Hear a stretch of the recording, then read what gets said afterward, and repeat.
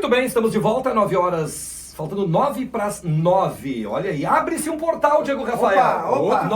90909. Muito bem, aproveita esse portal então aí, inspire-se. Estamos no início do ano, 9 para as 9 do dia 9 de janeiro. Impressionante. Dr. Marco Aurélio Vasconcelos é o nosso primeiro contato no ano de 2025. Esperamos que o ano seja promissor para o senhor, para a sua família e para a nossa audiência, viu, doutor? Muito obrigado. Seja bem-vindo. E já abrimos com conhecimentos que o Dom vem nos trazendo aí da data do dia 9. Tá certo, doutor. Hoje nós vamos falar um pouquinho sobre tempestades da alma. Opa, seguindo, gostei do título, dá um livro, dá um best-seller, Tempestades da Alma. o nosso livrinho Tesouros Libertadores, de Divaldo Pereira Franco. Como é que tá o Divaldo? O Divaldo está se recuperando bem, tá? Terminou a radioterapia dele, a Noção do Caminho seguido, posta um informativo sobre a saúde dele, né? Sim. E ele nunca esconde a saúde dele para as pessoas, como é uma pessoa muito conhecida, né? Claro. Mas ele está se recuperando bem. Tá com quantos anos? 97. Imagina. 97 anos não dá pra dizer que o homem tem 70, porque, né? É. Perfeito. O cara tá bem cuidado, como diz o outro. Com certeza. Mas as tempestades da alma, se a gente for fazer uma analogia com as tempestades da natureza, a natureza, quando vem uma grande calamidade, uma tormenta, algo que modifica uma determinada região, a natureza por si ela se recupera rápido, né? Verdade. Tu passa ali no outro ano, já está tudo, parece que não houve aquele incidente na região ali. E nas tempestades da alma, são mais rudes e clamorosas, porque elas geram um desconforto de grande porte, causam grandes aflições ao ser humano, né? E pode se tornar essas tempestades prolongadas e de difícil recuperação, onde a pessoa sofre com muita intensidade. E dentro dessas tempestades se enquadra assim, nos sintomas, né, o mal-estar, a insatisfação, a revolta, aqueles desajustes emocionais. Sim. Que promovem os desequilíbrios que ao longo do tempo vão minando tanto a relação dentro da família como fora dela. Sim. E a própria relação do indivíduo com a sociedade, porque ele começa a se desagregar. Se a pessoa desenvolve um pânico, um medo, aí ela se isola, ou se ela está depressiva, ela não consegue se relacionar, ter amizade, se esconde. Então isso traz uma repercussão muito grande para a vida do indivíduo e da família, do entorno dele, de tudo, inclusive até reflexos no trabalho, no rendimento. Então são verdadeiras tempestades da alma que às vezes estão relacionadas com nossas vidas passadas. Aí nós temos que trazer para poder compreender da forma como eu quero explicar a reencarnação como uma coisa que realmente nós trouxemos para a nossa vida presente muitas dificuldades, porque a vida nossa terrena de quem está aqui encarnado, ela é cheia de dificuldades, né? É um processo evolutivo, a gente vai evoluindo, vai amadurecendo, principalmente no aspecto moral. Sim. O indivíduo vai evoluindo. Então, quanto mais a gente faz o bem, mais a gente abre caminhos para nos reajustar com o mal que nós fizemos para trás. Eu sei que tu já não entende muito. O que nós fizemos, eu não concordo que eu tenha feito mal no passado, eu não concordo. Mas eu respeito a sua... Eu sei, a gente tem conversado bastante aqui. Mas eu acho interessante, porque a gente conversa e... Claro, como ouvinte, né? Vão ter ouvintes que não vão concordar com essa ideia. A gente não está aqui para dizer que é o certo. Que a verdade absoluta é a minha maneira de compreensão, né? Da maneira como eu estudo e eu procuro passar. Não quer dizer que seja uma verdade. É a minha verdade, mas para um outro que está ouvindo pode não ser essa verdade, né?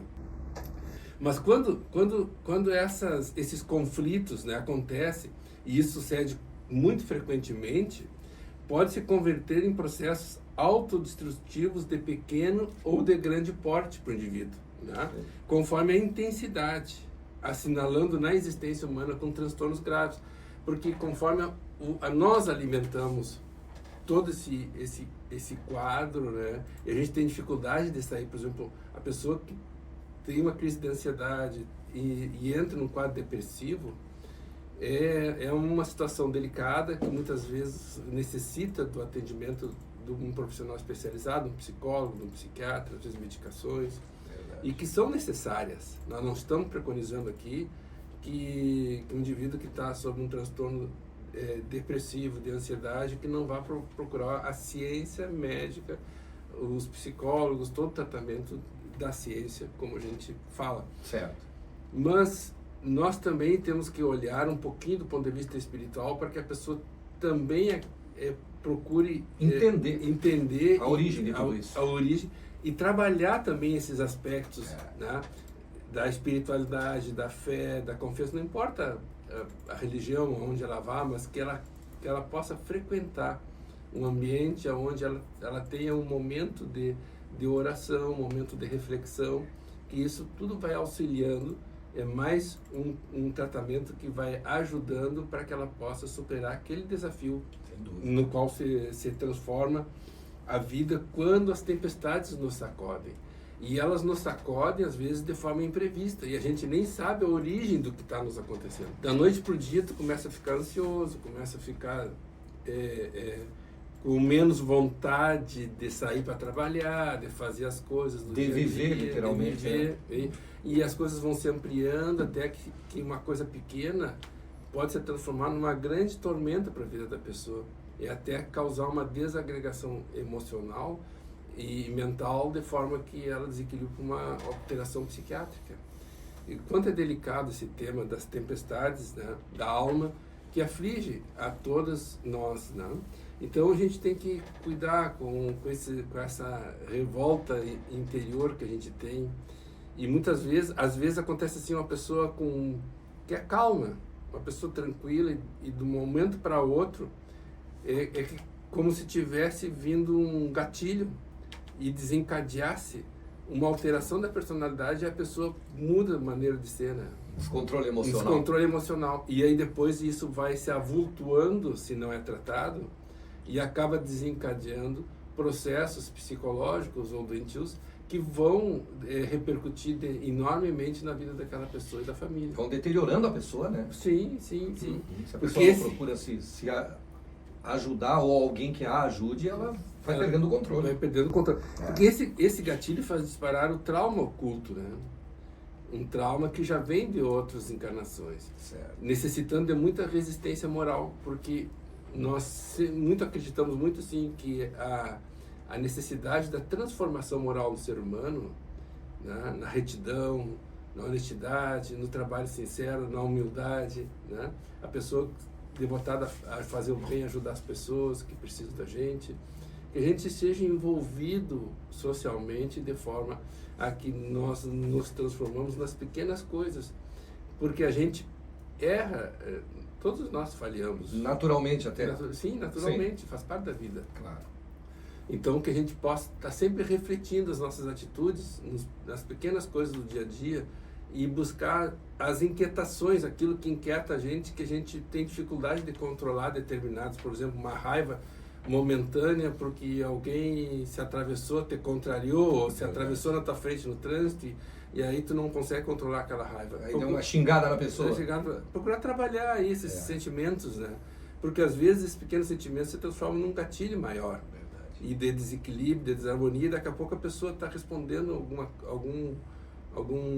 uma situação assim que fica desesperadora para ela, né? Por ter deixado se liberar esses instintos, não ter autocontrole, né? E fazer uma besteira, mas uma dificuldade é se envolver numa situação difícil. Sim. Mas como esse mecanismo evolutivo ele é mais de natureza moral e espiritual do ser humano, né? Então nós trabalharmos essas questões que envolvem a natureza do ser humano, para que a gente possa ir evoluindo na maneira de ser, se tornando pessoas melhores, como eu estava comentando, né? E essas tormentas da alma, elas podem expressar-se em arrependimentos e sensações de culpa de origem desconhecida. Aí pode vir a melancolia, a ansiedade, os medos de aparência injustificada, os medos, né, os pânicos, a inquietação, a insatisfação afligente, que são os frutos espúrios da sementeira do ódio, da malquerência, da imaturidade psicológica ou mesmo da rebeldia sistemática. Quer dizer que nós alimentamos determinados sentimentos em nossas encarnações pretéritas e viemos aqui nesse momento, aqui encarnados, com esses sentimentos ainda imaturos dentro de nós, né? De alimentarmos o ódio, a maledicência.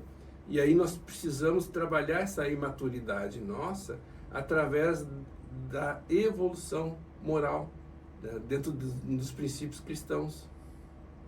E dessa forma a gente vai se libertando dessas amarras que nos prendem do passado. Sim. E é um processo lento. Muito lento. Muito lento. E nada se dilui sem a contribuição do esforço pessoal. Quer dizer, o esforço de cada um de nós procurar nos transformarmos. Sim. É que primeiro a pessoa tem que reconhecer, né? Sim. Isso. Porque senão ela reconhecer, ela vai continuar sendo a mesma. A mesma.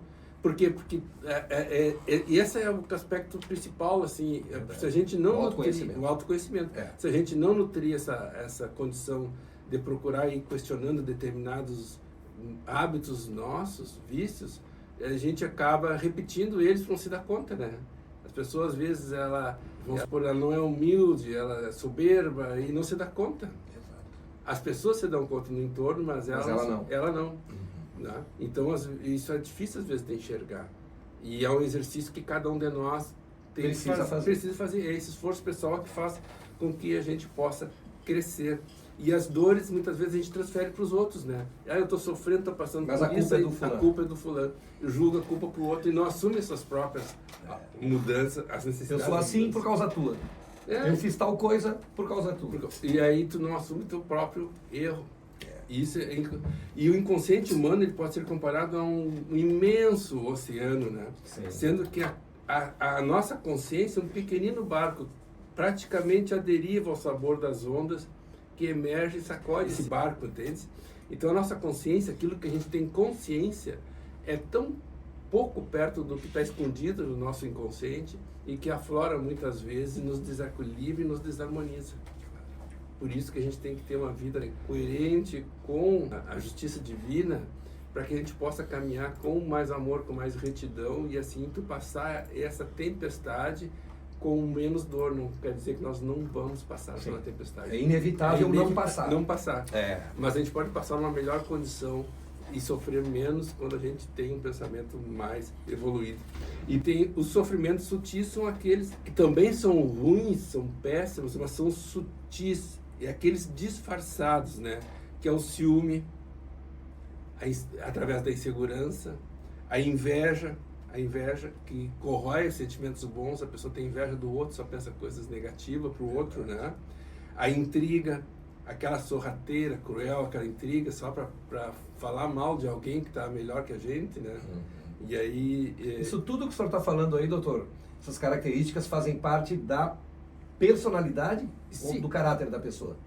Eu acho que faz parte dessa personalidade, as coisas se misturam, né? Sim. Se misturam conceitualmente, né? E a calúnia, que é um outro fator também, a gente falar mal das pessoas por falar por falar. Então, esses são sentimentos azedos que vão destruindo sutilmente e transformando, são tempestades que nós vamos adquirindo para nós mesmos, porque quem mais sofre não é o caluniado, é o caluniador. Exatamente. Tá? Quem não conhece, quem está nos ouvindo, que conhece pessoas que são até bem afortunadas, pessoas bem resolvidas na vida e que têm essas características que o doutor falou agora há pouco aí. De repente são pessoas que são invejosas, pessoas que fazem calúnia e que não precisavam ser assim. Mas mais cedo ou mais tarde elas vão pagar essas consequências, né, doutor? Acontece assim, ó, que quando a gente trava o nosso processo evolutivo e não assume os nossos defeitos, né, a gente acaba carregando essa carga toda para uma outra vida e deixando nesta vida um lastro de pessoas que não se dão com a gente. Não se dão porque a gente acaba fazendo inimizades. Se tu começa a falar mal de alguém, ter ciúme, ter inveja das pessoas, tu vai gerar inimizades. E isso pesa na pessoa. Pesa na pessoa, porque na encarnação agora, porque o pensamento, o pensamento das pessoas que estão sofrendo as nossas atitudes repercute sobre nós. Exato. Não. Então, por isso que a gente tem que ter muita cautela, muito cuidado. Muito Eu bem. acho que foi legal. Gostei. Tempestades Da alma. da alma. Tá aí. Muito obrigado, Tempestades doutor. psicológicas. Até a próxima quinta. Até a próxima. Um Obrigado, abraço. Renata. É a Obrigada. nossa cameraman aqui.